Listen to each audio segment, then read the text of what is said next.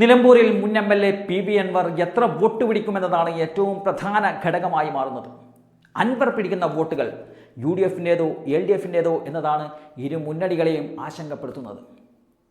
Anwar 5000 vote പിടിക്കുമോ അല്ലെങ്കിൽ 10000 vote പിടിക്കുമോ എന്ന ചെറിയ കണക്ക് കൂട്ടലിൽ വിഷയം അവിടെ തീരുന്നില്ല.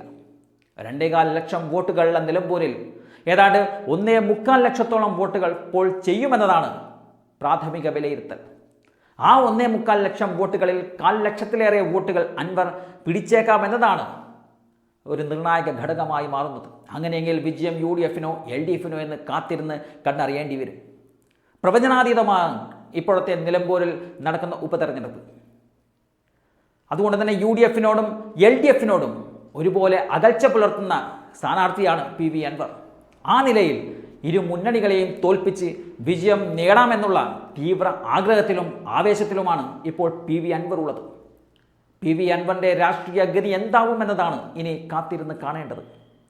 സംസ്ഥാന രാഷ്ട്രീയത്തിൽ നിർണായകമാകുമെന്ന് കരുതപ്പെടുന്ന ഒരു ഉപതെരഞ്ഞെടുപ്പിനാണ് നിലമ്പൂർ എന്തായാലും ഈ മാസം 19-ന് സാക്ഷ്യം വഹിക്കാൻ പോകുന്നത്. പിണറായി സർക്കാർ അധികാരത്തിൽ വന്ന ശേഷമുള്ള 5ാമത് ഉപതെരഞ്ഞെടുപ്പാണിത്. ഇതുവരെയുള്ളതിലെല്ലാം ആ മണ്ഡലത്തിൽ ജയിച്ച മുന്നണികൾ തന്നെ ആ സീറ്റ് നിലനിർത്തുന്നതാണ് രാഷ്ട്രീയ അനുഭവം. എന്നാൽ നിലമ്പൂർ അങ്ങനെയല്ല.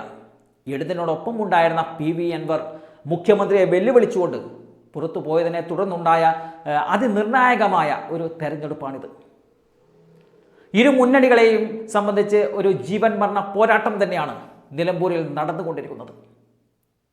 ഉപതെരഞ്ഞെടുപ്പിൽ നിന്ന് തുടക്കത്തിൽ വിട്ടുനിൽക്കാൻ ശ്രമിച്ച BJP-ക്ക് പക്ഷേ പുതിയ പ്രസിഡന്റായി രാജീവ് ചന്ദ്രശേഖർ വന്നതിന് ശേഷം എങ്ങനെയും അവരുടെ നില മെച്ചപ്പെടുത്തേണ്ട ഒരു ബാധ്യത കൂടി വന്നിട്ടുണ്ട്.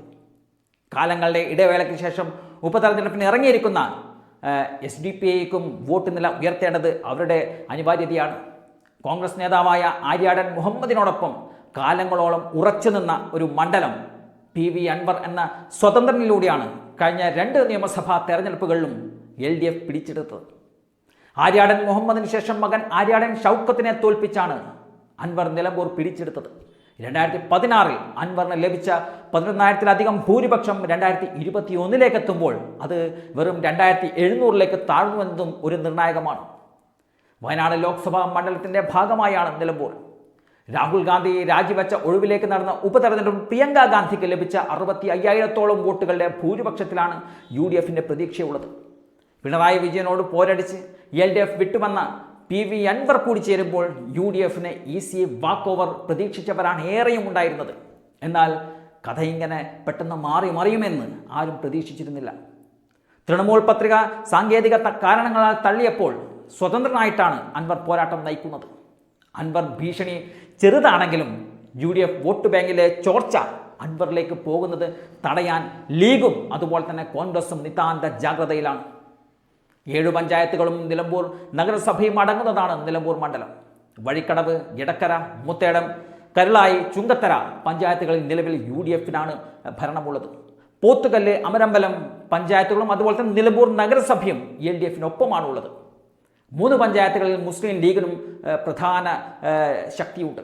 എന്തായാലും ഇരു മുന്നണികൾക്കും നിലമ്പൂർ അത്ര ഈസി അല്ല എന്ന് തന്നെ പറയേണ്ടി വരും.